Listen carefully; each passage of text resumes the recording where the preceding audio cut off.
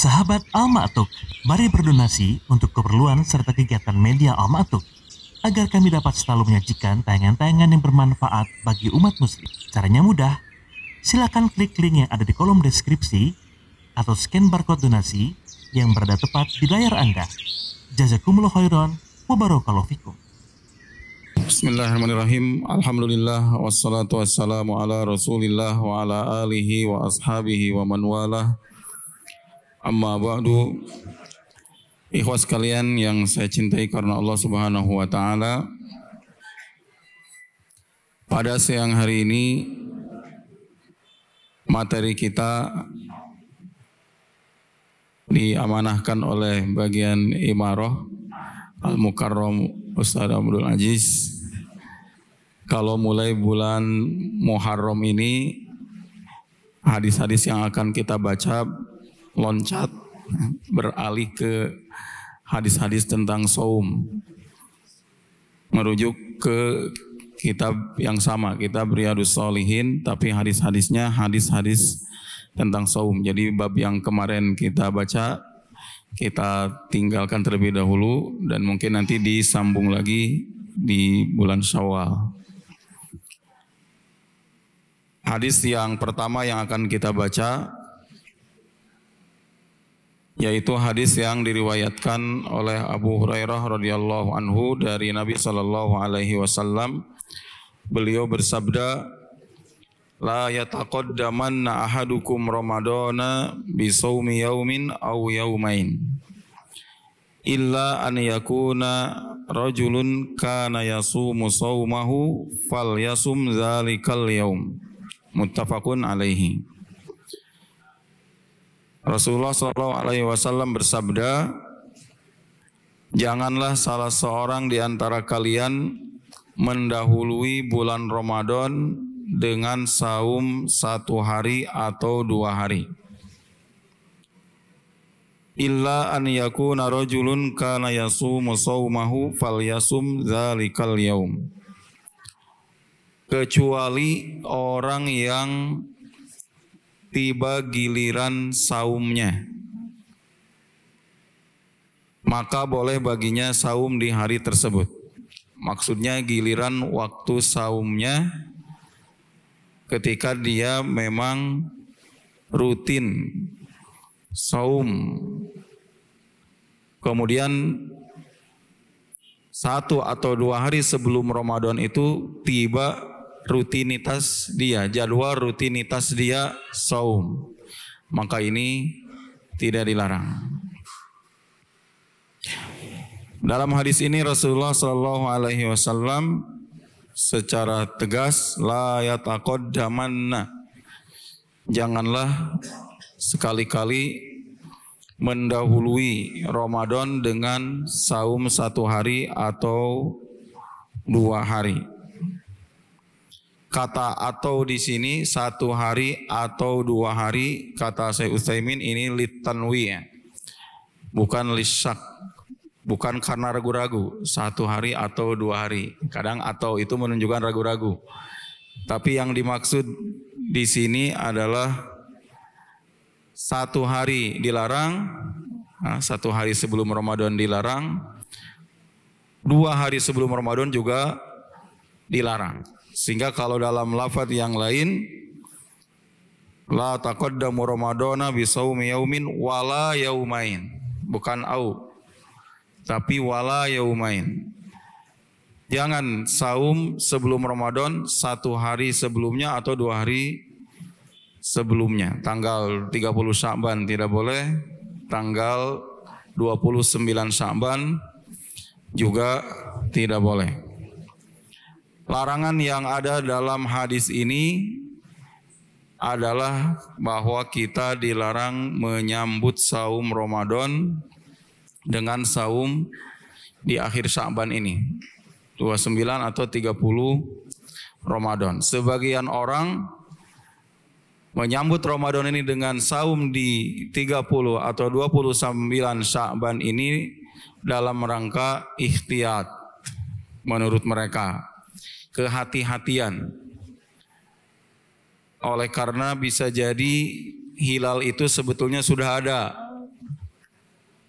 kita belum saum, maka kita saumlah 1 hari sebelumnya atau 2 hari sebelumnya sebagai bentuk ihtiyati, sebagai bentuk kehati-hatian, jaga-jaga.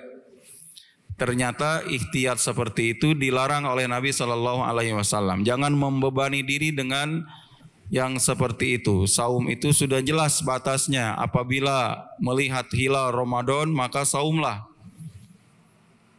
Jika tidak melihat hilal Ramadan maka genapkan bulan Sya'ban menjadi 30 hari.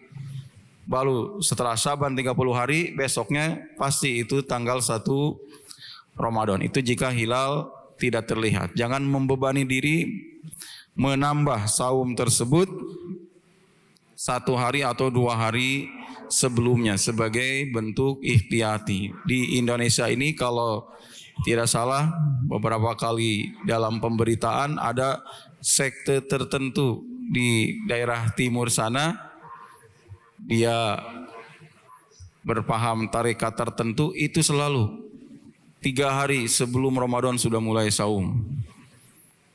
Nah seperti ini yang masuk ke dalam kategori la yataqaddamanna ahadukum Ramadana bi shaumi yaumin aw yaumain. Dia 3 hari saum dari 28, 29, 30. Dia sudah memulai saum sebagai bentuk ihtiyati.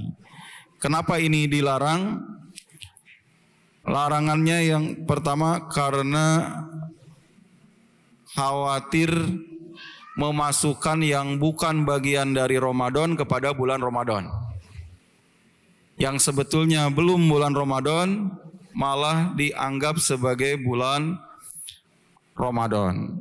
Dan ini sebuah perkara yang besar. Salah satu hikmah dilarangnya saum di hari raya Idul Fitri tanggal 1 Syawal itu haram saum. Salah satu hikmahnya adalah apa? Jika saum di hari tersebut maka akan ada anggapan ini masih bagian dari Ramadan. Salah satu hikmahnya. Ini setelah selesai Ramadan. Begitu juga sebelumnya. Sebelumnya juga dilarang saum sebagai bentuk, walaupun tadi alasan sebagai bentuk ikhtiyat. Apabila kita bermudah-mudahan dalam masalah tersebut, maka ini tidak ada bedanya dengan ahlul kitab, di mana mereka mengatur sendiri. Nah, kalau perlu ditambahkan, ditambahkan. Kalau dikurangi, dikurangi. Ini ahlul kitab. Sedangkan kita jelas batasnya. Kapan mulai saum, kapan akhirnya. Apabila terlihat hilal Ramadan, maka mulai saum. Jika tidak terlihat, tadi digenapkan bulan Sya'bannya menjadi 30 hari, maka keesokan harinya berarti tanggal 1 Ramadan. Begitu juga akhirnya nanti. Jika terlihat hilal bulan Syawal, maka berhenti saumnya. Jika tidak terlihat, maka Ramadannya digenapkan. Itu jelas standarnya. Kemudian alasan yang kedua, bahwa hukum saum ini terkait dengan ru'yah yang barusan kita sebutkan. Terkait dengan ru'yah. Yang barusan hadisnya sudah kita sebutkan. Apabila melihat hilal Ramadan maka saumlah. Jika tidak melihat maka genapkan bulan Sya'ban menjadi 30 hari. Karena ini berkaitan dengan ru'yah, maka ketika dia menambah 1 hari atau 2 hari sebelum Ramadan, ini artinya dia merendahkan syariat ru'yah ini. Seolah tidak perlu lagi dengan ru'yah, udah cukup dengan kehati-hatian, dengan ihtiyat saja. Jangan-jangan ini sudah ada nih hilalnya, udah mulai saum dari hari ini atau dari 2 hari sebelum Ramadan. Berarti merendahkan syariat hilal, padahal hilal itu jelas syariatnya. Kemudian alasan yang ketiga, bahwa saum 1 hari dengan alasan seperti itu masuk kategori saum yaumus syak, saum di hari yang meragukan. Dia menebak-nebak saja seperti itu, tidak sesuai dengan patokan yang ditetapkan oleh Rasulullah. Dan saum di hari syak itu sudah jelas keharamannya, sebagaimana dikatakan oleh Ammar bin Yasir yang mendengar dari Rasulullah sallallahu alaihi wasallam. Kata Ammar bin Yasir, "Man shamal yaumal ladzi yashukku bihin nas faqad asa Abul Qasim sallallahu alaihi wasallam." Kata Ammar bin Yasir, barang siapa yang saum pada hari yang meragukan, maka dia telah bermaksiat kepada Nabi sallallahu alaihi wasallam. Dia telah menentang, durhaka kepada Nabi sallallahu alaihi wasallam. Maka tidak perlu takalluf, salah alasan ihtiyat, itu ihtiyat namanya ihtiyat tanpa ilmu. Kita diperintah untuk ihtiyat. Berhati-hati, berwaspada. Ihtiyat kita justru dengan meninggalkan saum 1 hari atau 2 hari sebelum Ramadan, sebagaimana yang diwanti-wanti oleh Rasulullah Shallallahu Alaihi Wasallam. Ini kalau niatnya 1 hari atau 2 hari sebelum Ramadan itu untuk ihtiyat sehingga menjadikan saumnya tersebut sebagai bagian dari Ramadan. Nah, karena dia alasannya ihtiyat tadi. Lalu bagaimana kalau saumnya itu niat kita itu bukan karena ihtiyat tadi, tapi karena saum sunnah. Nah, Ramadannya dimulai tanggal 1 Ramadannya itu hari Jumat. Kita 1 hari sebelumnya yaitu hari Kamis kita saum. Nah, ini boleh atau tidak? Ini juga sama dilarang. Kata Syekh Utsaimin, kalau yang tadi alasannya adalah ikhtiyat, dilarang karena dia saum pada hari Syak, maka yang saum sunnah pun ini juga dilarang. Alasannya kata Syekh Utsaimin, ini sadduz dzara'i, menghindari keburukan, menghindari sakwa sangka. Karena orang-orang akan menduga ketika dia saum, kemudian dia dianggap sudah memulai saum bulan Ramadan. Kemudian Rasulullah SAW mengatakan kecuali, kecuali apa? Kecuali bagi orang yang memang sudah rutin saum sebelumnya.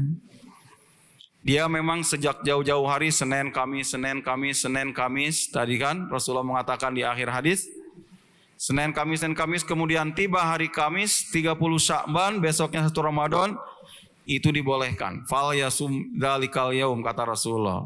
Maka saumlah di hari tersebut. Dibolehkan. Atau yang terbiasa dia saum Daud, kemudian selang sehari, lalu 1 hari sebelum Ramadan atau 2 hari sebelum Ramadan itu dia nginjak ke rutinitas saumnya, itu dibolehkan. Itu yang disebut oleh Rasulullah tadi, illa rajulun kana yasumu sauman, kecuali dia yang memang menginjak waktu saumnya. Bisa juga dia karena melakukan saum qada yang tidak bisa dilakukan hari-hari sebelumnya karena ada halangan terus, kemudian baru dilakukan 1 hari sebelum Ramadan. Ini juga masuk kategori illa kana rajulun yasumu sauman, kecuali orang yang memang menginjak waktu saumnya.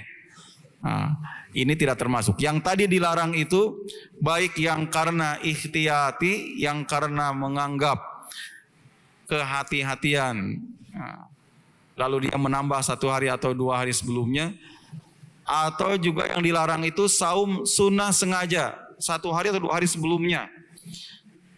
Dan penyebutan Rasulullah 1 hari atau 2 hari tadi litanwi, berarti kalau lebih dari itu tidak apa-apa.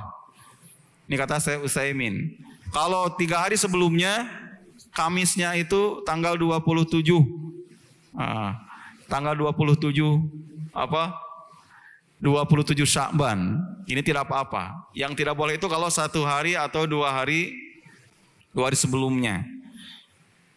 Ini dilarang karena apa? Karena akan timbul sakwa sangka pada orang yang melihatnya, mengira ini sudah melakukan ikhtiyat Ramadan atau bahkan sudah menganggap ini mulai 1 Ramadan. Itu orang yang melihatnya. Begitu juga perasaan dia. Sulit membedakan, karena kalau sebelumnya tidak pernah saum, tiba-tiba 1 hari atau 2 hari sebelum Ramadan kemudian dia mengatakan saya niatnya ini saum sunnah, saum Senin Kamis, ini sangat rentan adanya kesamaran, ada subhat di situ. Seperti orang yang biasanya tidak pernah baik, tidak pernah ngasih, tidak pernah sedekah kepada kita, tiba-tiba sekarang jadi murah senyum ngasih 10.000, ternyata dia ada di daftar caleg, jadi curiga. Jadi curiga begitu kan. Nah, ini yang menjadikan keharaman, kata Syekh Utsaimin, hurrima, diharamkan karena menutup pintu keburukan tersebut. Maka seyogianya tidak melakukan hal tersebut. Bahkan orang yang sudah terbiasa saum pun Senin Kamis, karena tadi kata perintah dari Rasulullah Shallallahu Alaihi Wasallam, kecuali orang yang punya rutinitas saum kemudian menginjak waktu saumnya, maka fal yasumhu, itu fil amr, fal yasumhu, maka hendaklah saum. Tapi fil amr di situ tidak bermakna perintah. Kenapa? Karena fil amr, perintah setelah larangan itu bukan menunjukkan perintah, tapi menunjukkan kebolehan, boleh bagi dia. Maka yang namanya kebolehan itu menjadi opsional, dilakukan silakan, ditinggalkan juga silakan, dan meninggalkan itu lebih baik. Maka saya Abdullah bin Abdurrahman Al-Bassam dalam Taisirul Alam Syarah Umdatul Ahkam mengatakan lebih baik untuk ditinggalkan karena beberapa hikmah. Ada hikmahnya, lebih baik untuk ditinggalkan walaupun terkadang dia juga terbiasa melakukan saum sunnah sebelumnya.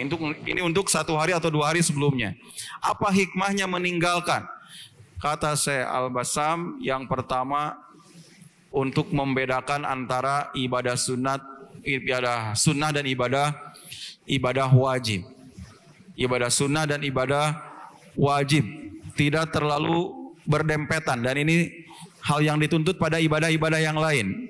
Ibadah yang sejenis, yang satu sunnah, yang satu wajib, sebaiknya diselingi terlebih dahulu, tidak berturut-turut. Maka kita sholat wajib barusan sholat zuhur, tidak langsung berdiri sholat ba'diyah, tapi diselingi dulu dengan zikir, dengan aktivitas yang lain. Tidak sekaligus setelah yang wajib langsung yang sunnah.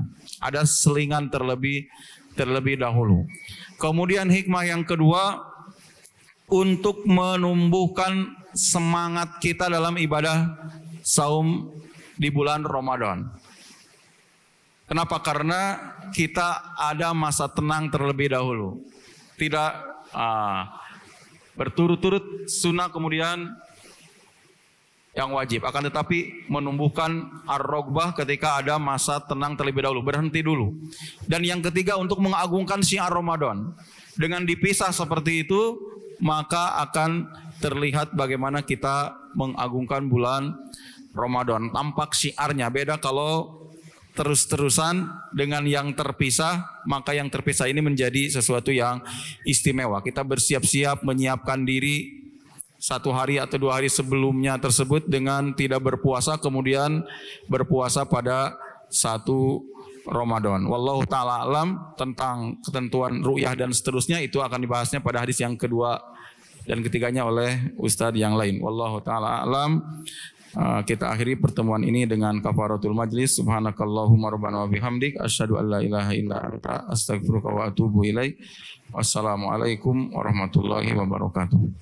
Sahabat Al-Ma'tuk, mari berdonasi untuk keperluan serta kegiatan media Al-Ma'tuk agar kami dapat selalu menyajikan tayangan-tayangan yang bermanfaat bagi umat muslim. Caranya mudah, silakan klik link yang ada di kolom deskripsi atau scan barcode donasi yang berada tepat di layar Anda.